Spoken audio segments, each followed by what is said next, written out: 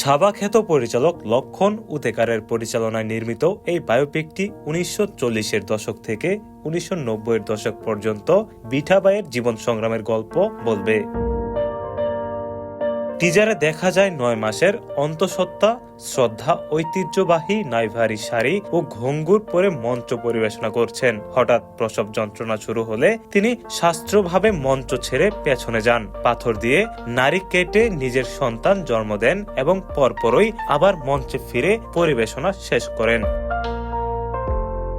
Voice ওভারে তাকে পরিবেশনা এড়িয়ে যেতে বলা হয়, কারণ এতে তার প্রাণের ঝুঁকি রয়েছে। কিন্তু বিঠাবাই অনর ভবিষ্যৎ প্রজন্মের জন্য নজির স্থাপন করতে চান তিনি। টিজারের শেষে তাকে তুফান বলে অভিহিত করা হয়। এটি কোনো কাল্পনিক দৃশ্য নয়, বাস্তবেই বিঠাবাই বারবার প্রসব যন্ত্রণার মধ্যেও দলকে টিকিয়ে রাখতে পরিবেশনা অব্যাহত রেখেছিলেন। সেই সময় লাভানি শিল্পীদের সমাজ তাচ্ছিল্যের চোখে দেখত, তবুও তিনি কখনো পিছু হাঁটেননি। টিজারটি প্রথমে শাহিদ কাপুর, কৃতি সানন ও রশ্মিকা মান্দানার ককটেল 2 এর সঙ্গে প্রেক্ষাগৃহে প্রদর্শিত হয়। দর্শকরা সামাজিক মাধ্যমে ক্লিপ ছড়িয়ে দিলে তুমুল আলোচনা শুরু হয়। ভক্তরা লিখেছেন পিওর গুজবাম্পস, কেউ লিখেছেন তোমাদের লেডি সুপারস্টার ফিরে এসেছে। শ্রদ্ধা এর আগে কমেডি, রোমাঞ্চ ও অ্যাকশনে অভিনয় করলেও এটি তার প্রথম পূর্ণাঙ্গ বায়োপিক। পরিচালক স্পষ্টতই শ্রদ্ধার সীমা ছাড়িয়ে তাকে গৌরগম্ভীর অভিনয়ে নিয়ে যেতে চেয়েছেন।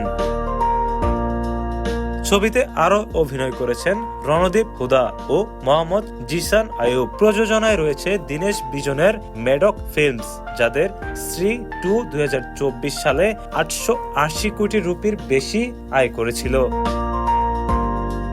2002 সালে মৃত্যুর আগ পর্যন্ত বিঠাবাই দরিদ্র সমাজের অবজ্ঞা ও প্রতিকূলতার মধ্যেও শতবর্ষী লাভানি ঐতিহ্যকে টিকিয়ে রেখেছিলেন। উল্লেখ্য, মেডক ফিল্মসের সাথে এটি শ্রদ্ধার নতুন কাজ নয়। এই প্রযোজনা সংস্থার স্ত্রী ফ্র্যাঞ্চাইজিতে তিনি প্রধান চরিত্রে অভিনয় করেছিলেন। 2024 সালে মুক্তি পাওয়া স্ত্রী 2 বক্স অফিসে 880 কোটি রুপির বেশি আয় করে ব্যাপক সাফল্য পায়। আগামী 28 আগস্ট প্রেক্ষাগৃহে মুক্তি পাবে এথা। এটিভি ইউএসএ বিনোদন ডেস্ক।